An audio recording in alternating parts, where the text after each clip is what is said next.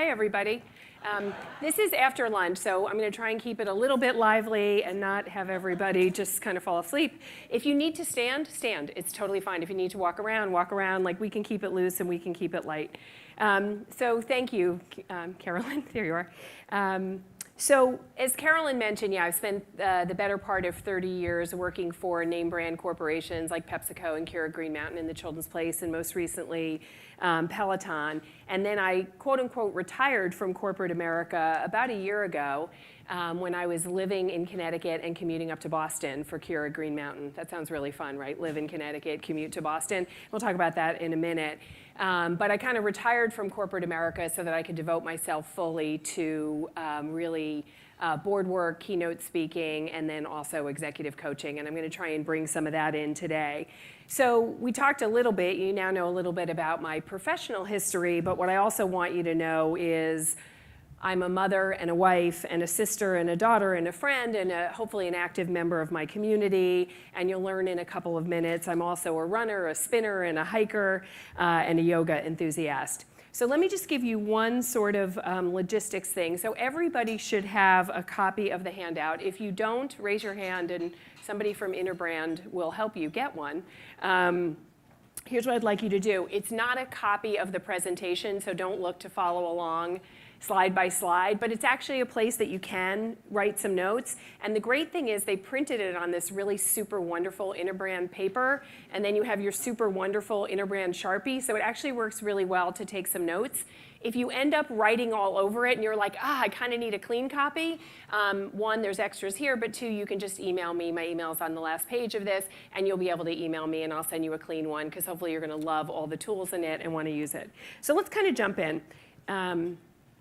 So the whole notion here is that brands and businesses cannot have growth without people focusing on their personal growth. And everybody here, raise your hands if you're in some way engaged in growing brands. Okay, so pretty much everyone. And there's this observation that I've had over the past 30 years that sometimes people think in order to grow brands, you just have to throw yourself into your work and that's all you can do and you just let it consume you. And my hypothesis is that the opposite is true, that the people who are actually the best at growing brands are also the people who manage their career and their life in a really mindful way, and they manage their personal agenda, and I don't mean politics, I mean their personal agenda with the same rigor and planning that they use to grow brands and grow businesses. So just one more setup, and then we'll kind of jump into it, which is, in order to drive this personal growth, I would state three things. One is you have to look at your work plan and your life plan in a very holistic manner. The second is, we all know this, that hope is not a strategy. You actually have to train for the career and life you deserve. And what I mean by that is you should have the best career that you deserve and that you desire. And if that means that you're like jetting off to Sao Paulo for lunch and negotiating deals, great. If it means that you're like working in a lab curing cancer, great. If it means that you're leaving at 5 o'clock so that you can get home and have dinner with your kids every night or train for a marathon, great. Whatever great means to you and whatever you desire, you deserve to have an amazing career, and you also deserve to have an amazing life. And I do not believe that those two things are at odds. And I think only when you look at your career and life holistically, you really train and prepare for that career and life that you deserve or desire, only then will you really be prepared to drive brand and business growth. So that's what I'd like to talk about over the next 20 minutes or so. So let me lay out an incredibly simple framework. It's really three things. It's plan for what you want to happen. It's train to thrive along that very long journey, and that's not to depress you, but a career is a long journey, and you've got to keep your mind and body strong. And then the third piece is really refueling along the way. And what I'm going to tell you about is I think as you're refueling yourself, you also have the ability to nourish the world. So let's just jump right in. The first is planning. So what I would say is you have to make work choices in the context of your life. So as I said before, work and life are integrated. And what's important to you both in your career but also in your life is going to change over time. And that's okay to just acknowledge that. So one premise that I'd set up is that work and life can't be like compartmentalized. I love when people talk about how they have their work and then they have their life, and they're like totally different, and they keep two very distinct sets of calendars and sets of personalities and sets of friends and all that. And I'm just a bigger believer that you have to think about it more holistically. And it's funny, I was watching an interview recently with the founders of SoulCycle, and they were talking about their version of this is bringing your kids to work. I mean, I never founded a company, but at every company I've ever worked at, nobody was that interested in having my kids there. So I don't mean that it's like bringing your kids to work. That's not what I mean. But I mean this notion of you have to plan for a long and fulfilling career and life. And what I'm going to set up next is, so who here works or has worked for like a big or established company? Anyone? Okay, so most of you. I just came from 6 months at a startup where when I said these things, people are like, what? What's career planning? You know, what's 30, 60, 90-day goals? You know, what's a curbside debrief? And so what I would say, I spent 25 years working for PepsiCo, so I certainly understand tools. And for those of you who work for P&G, certainly some of these will probably look familiar to you. But the notion is, if you work for an established company, you're going to have a lot of tools probably to help you grow your career over time. Bless you. So I'm going to start by actually showing you kind of a real life one. And you can stand up, come closer if you want to. Don't worry that you can't exactly read this. Am I standing right in front of the screen? That was like so probably not the best idea. I'm going to just move over to the side a little bit so you guys can have a shot at seeing the screen. Sorry about that. And so the notion is, if you look down the side, what you see is, again, this is going to look very like conventional sort of CPG titles, like an associate brand manager, a marketing manager, a brand director, a vice president, you know, senior vice president. So think about it as you're sort of like climbing the ladder in corporate America, which is what you have down the side. And then across the top, what you see is, this is a career map according to critical experiences. And there's a million different ways to do career mapping, but the idea is, as you're sort of moving along the organization, it's not like you're checking boxes like I literally have here, but you're really trying to amass new skills, new critical experiences. And again, this will look very sort of 90s, because that's when I was doing this stuff, but it says things like, if you can't read it, like innovation and brand management and agency management, field marketing, channel marketing, customer management, consumer insights. So the idea is, along the way, these are experiences that you're getting when you're in consumer products. And again, it's very structured. If you're in a different career, if you're in sales or engineering or a designer, the things across the top are going to look different, and the titles along the side are going to look different. But can everyone at least accept this notion that as you're building career, you're kind of getting critical experiences? And again, every company has a slightly different version of this, and it's fine.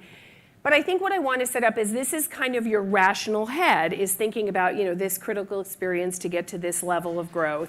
And it's very important, and everybody should have some version of this. And if you don't, catch me at the break or talk to your manager about it, because I think every company, whether it's a startup or a $65 billion company like PepsiCo, everybody should have rational tools that help them grow their career. And what happens is, though, so I've shared this before, and the chart that you just saw is very specific to my PepsiCo career. And for those who've worked in startups, you're like, those things across the top sound very old school. So I went back after the fact and I added my post-PepsiCo experiences at the Children's Place and Keurig and Peloton, and now my sort of chapter 3. And I looked at other critical experiences that I was gaining along the way. So those are things, if you can't see them, like, you know, working for a big company versus a small company or an early stage company, you know, brand building versus getting e-commerce and social media, presenting to a board of directors, working with private equity and venture-backed companies. So you can do this in a really micro way, like I did it with my Pepsi experience, or you could do it in a multi-decade way. It doesn't matter. Whatever works for you. It's a really good tool, I think. Again, if your company's doing this, great. If they're not, it's really good for you to take control and do that.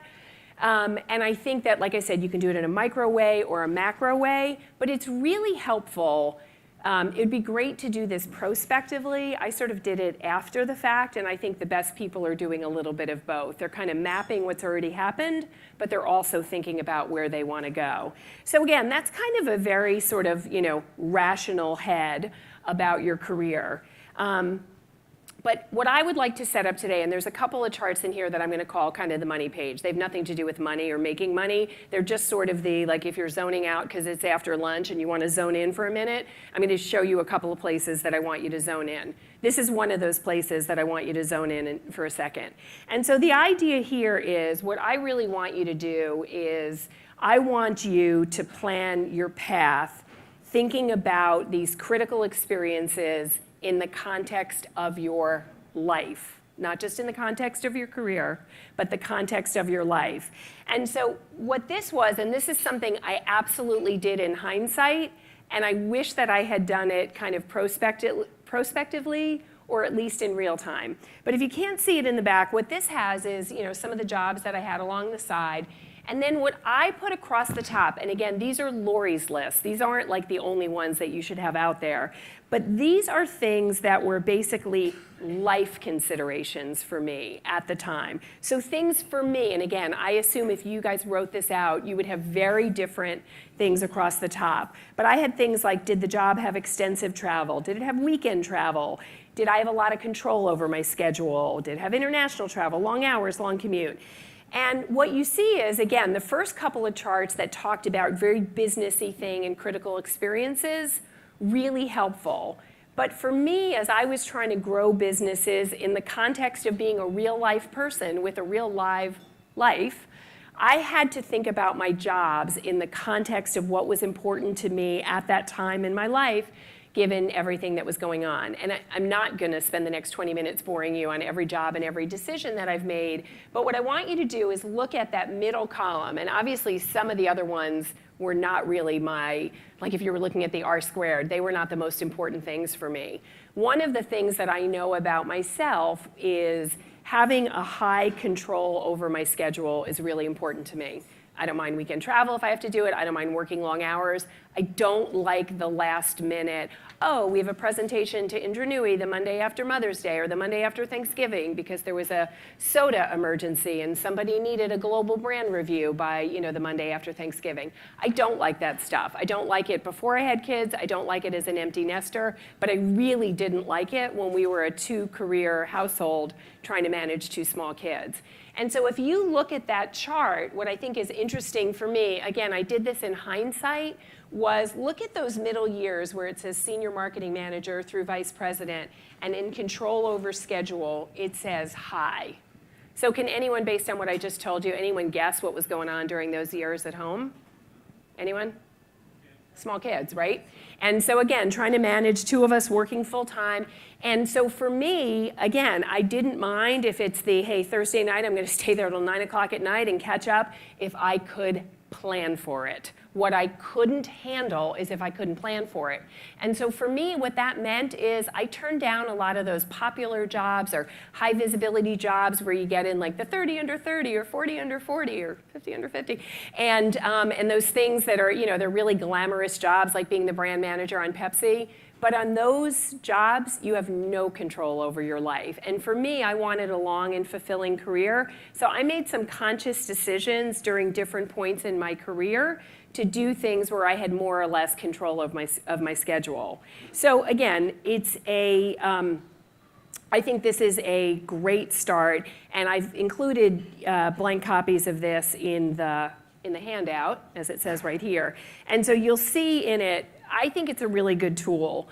If you can fill it out, you can do it for critical experiences, you can do it for your life considerations, you can do a combination of it.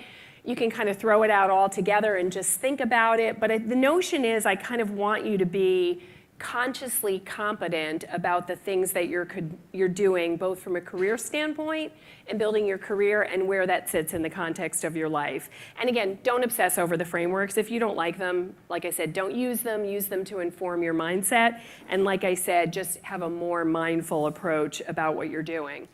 And I'm not going to go into detail at the next chart, but feel free to ask me at the break. The idea on this is the charts and the frameworks are great, But where they're really helpful is when you have to make those decisions. And as you know, most of these decisions are you get a tap on the shoulder on Friday afternoon about some great promotion where they want you to move to Dallas or move to Zurich or something like that, and they want you to let them know by Monday. And so my whole thing is, to the extent that you're kind of consciously competent about using these tools ahead of time, when you have to make those decisions, and these are real life decisions that I made along the way. I didn't take the job in Dallas, that's why it's in red. But these are things that I did, and I used the frameworks that were in my mind. They weren't written down. But I used these frameworks to try and help me think about, was it the right time to do XYZ thing in my career? And I've done some crazy things. From Connecticut, I've commuted down to Secaucus, New Jersey for the Children's Place. I lived in Boston for 2 years when my family was living in Connecticut. It's just a question of making the decisions about what's right for you at the right time. So what I'm going to say is, just to sort of finish up this section, is I think the most important thing is you have to feel empowered to not second guess yourself. Please don't feel guilty for choices that you make. And the one thing, again, perk up for this, is please don't judge other people for choices that they make. There's a lot going on in people's heads and their lives and their heart, and I think one thing we could all probably take away is to just be a little kinder to everybody else, knowing that we never have the full story. And just remember, everyone is making choices and trade-offs.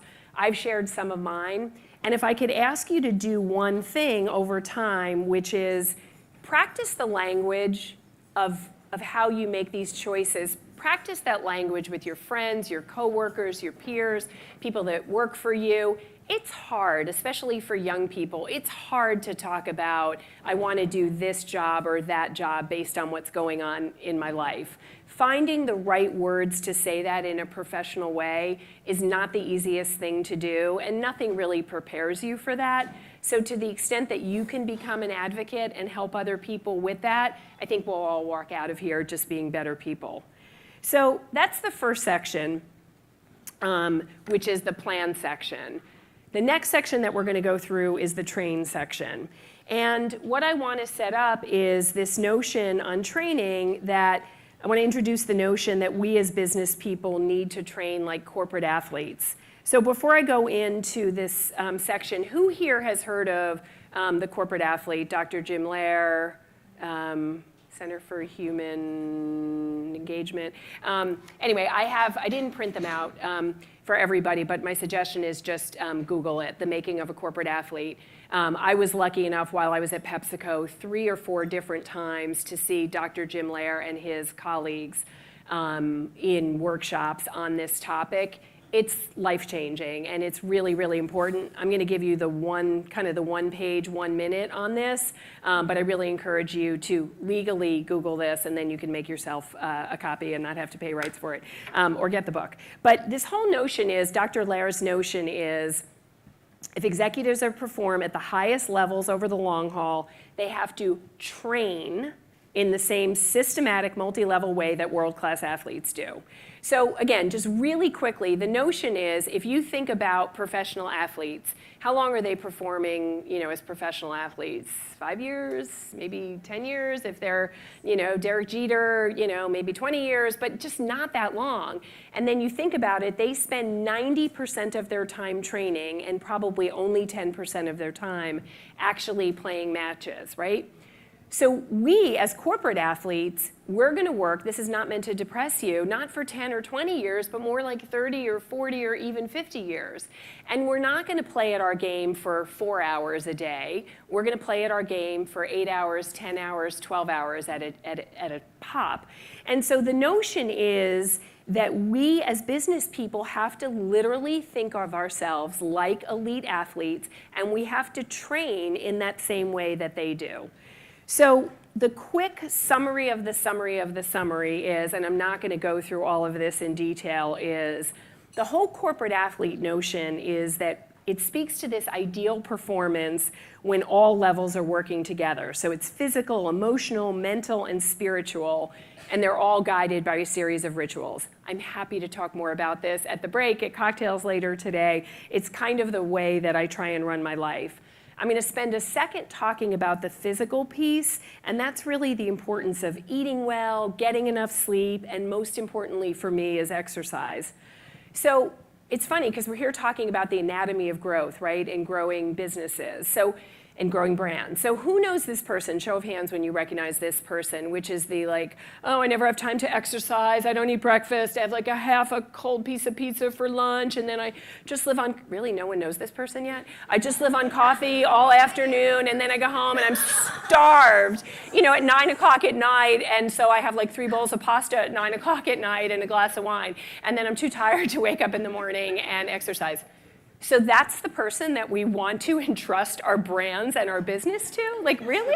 I mean, think about it. It's kind of crazy, this badge of honor that, people have. And so I think it's just, it's kind of ridiculous. And so this is the moment where I'm going to sound like a tiny bit preachy, but just bear with me. I'll get off of it in a second. So I just don't know how that person that I just described could possibly perform at peak levels in their company for a week or a month or a year, but let alone for a career. I just do not think that it is physically possible. And so the one thing that I was just going to say, Arianna Huffington is out there a lot talking about getting enough sleep. I think that makes sense. I think eating right, getting a healthy snack every 3 to 4 hours, and giving your body the fuel that it needs to survive. Again, people always use this analogy of you have a car, you get the oil changed, you put gas in the car, you don't just let it, don't put anything in it and hope that it runs. You have to treat your body the same way, and you have to give it the right fuel that it needs. So one of the things I hate diets. I hate the notion of everything is about what you have to take out of your life. And there's a book that I read years ago by Dr. Barry Sears, and it's called The Zone Diet. Has anyone heard of it or read it?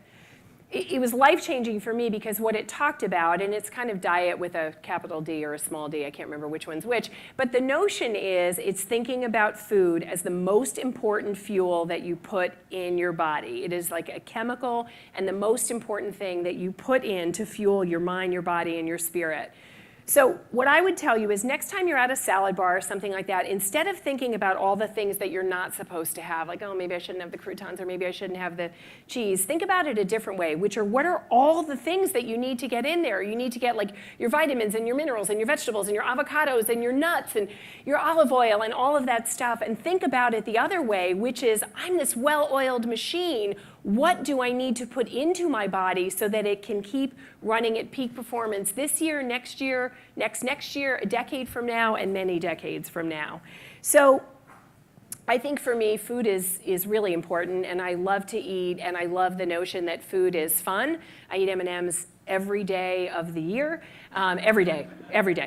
Even Yom Kippur, when you're supposed to be fasting, I'm eating M&Ms. So there, I said it. And but in addition to food, I think the other thing that is so critically important, and I've been saying this for years, long before I worked at Peloton Cycle, which is physical fitness is so much more important than anybody realizes. And eating well is really important, but I know for me and for almost everybody I know, if you are not getting the right physical fitness and you're not getting some form of working out, it could be walking, it could be running, it could be riding on a bike, it could be yoga, it could be meditation. But if you're not doing those things, again, I find it hard to believe that anybody can really operate at peak performance. And so again, working in corporate America for 30 plus years, I have heard every possible excuse as to why people can't work out. And you're probably like, why does she have a picture of the Hyatt, Stay Fit towels on her thing?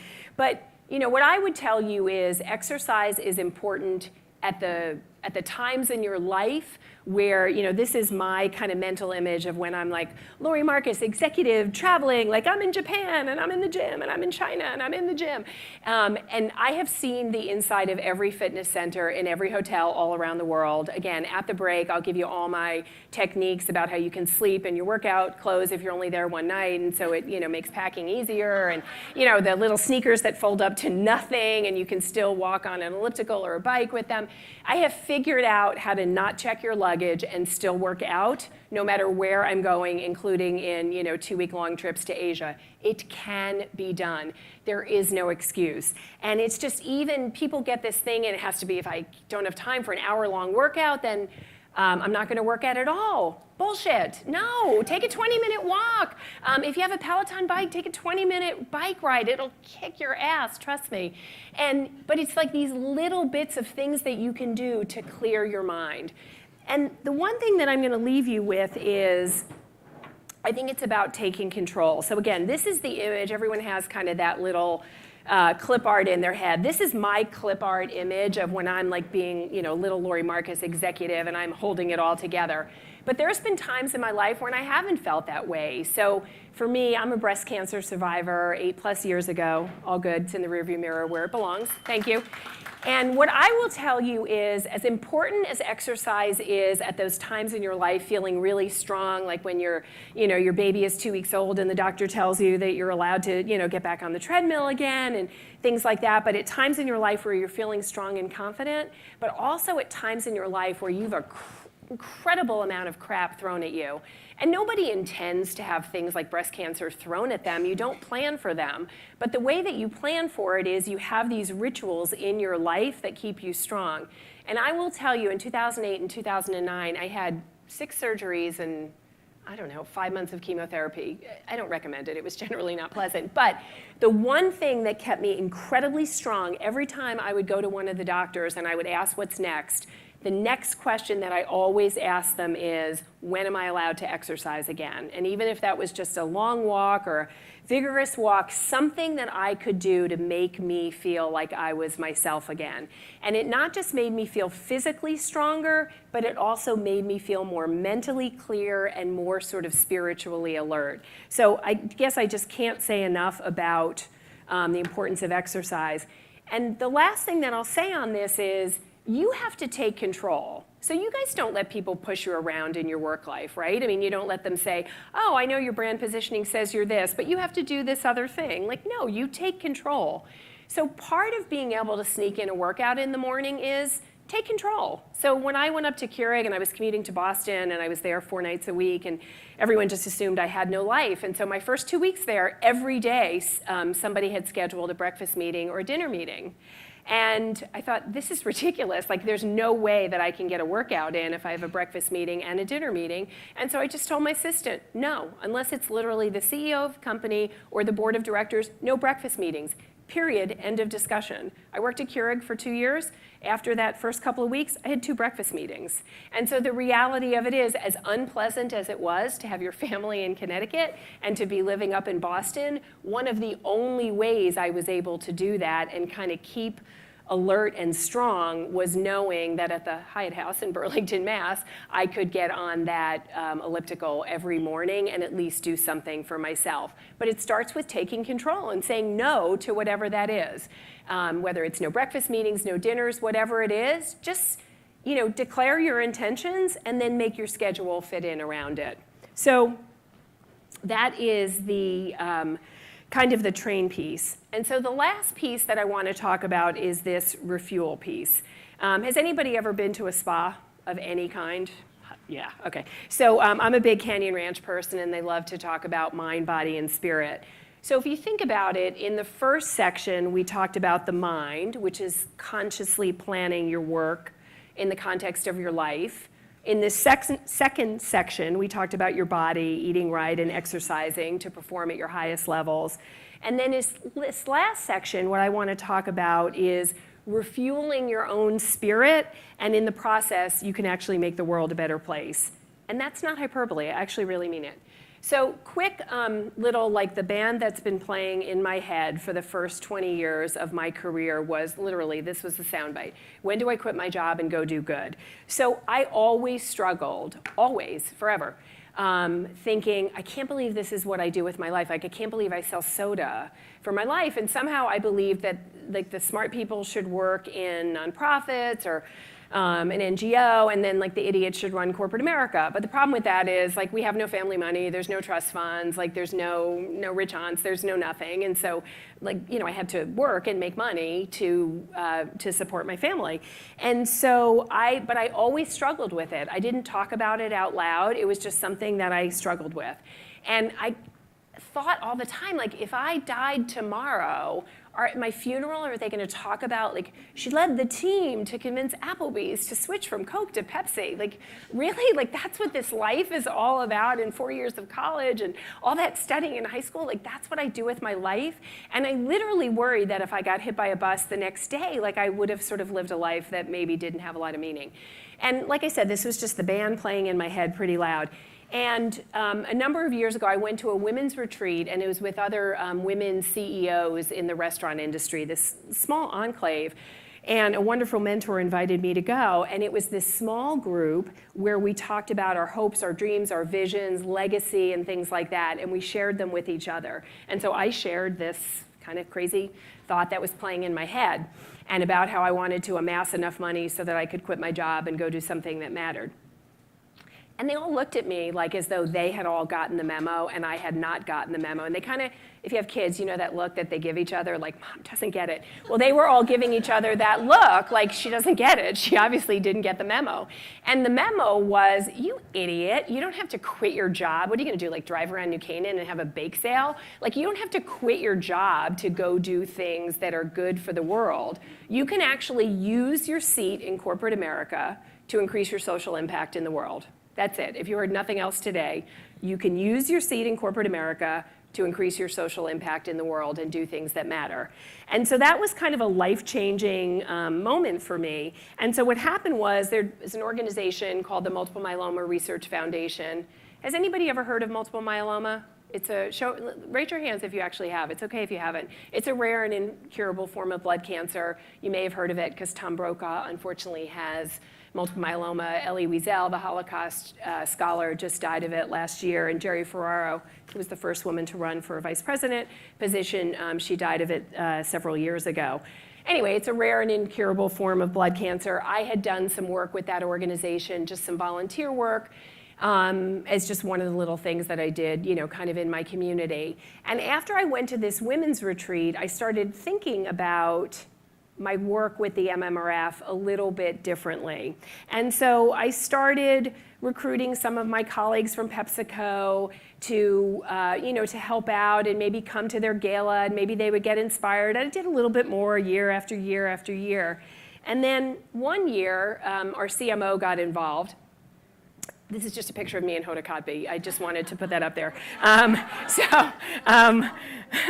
just thought you needed to see what I look like in a real dress. And so one year, our CMO, I convinced him to be the corporate honoree of their fundraising gala. And I said, Dave, if you give your name to this, I will organize that we will solicit all of our vendor partners, our agencies, MLB and MLS and NFL and the travel agents and American Airlines. We will, we'll solicit everyone to buy seats at this dinner. They'll buy ads, and all you have to do is kind of be the talking head and show up and let us use your name. So that year, we sold $350,000 worth of ads and tables to this gala for this tiny little orphan cancer. And what happened was, it was this virtuous cycle. It's an amazing organization. The founder is one of the most amazing people I've ever known. So people would come, they'd hear Kathy's story, and then they'd come back next year, and the next year, and the next year. And for those of you that are in marketing, you understand kind of awareness, trial, repeat, depth of repeat. I knew that if I could get people to come to this gala once, they would repeat, and their depth of repeat would be incredible, because it was an amazing organization. And so what happened was, so that kind of that one thing, that moment, makes a huge difference. So I added this up recently, since probably 2004 when I got involved. PepsiCo vendors, not PepsiCo. PepsiCo's never written a check to the MMRF. PepsiCo vendors, our vendor partners, agencies, things like that, have raised over $2.5 million for this tiny little orphan cancer. Okay, that's not a bake sale. And that was all just this notion from these women helping me to understand that I could use my power, my seat in corporate America, to make a difference.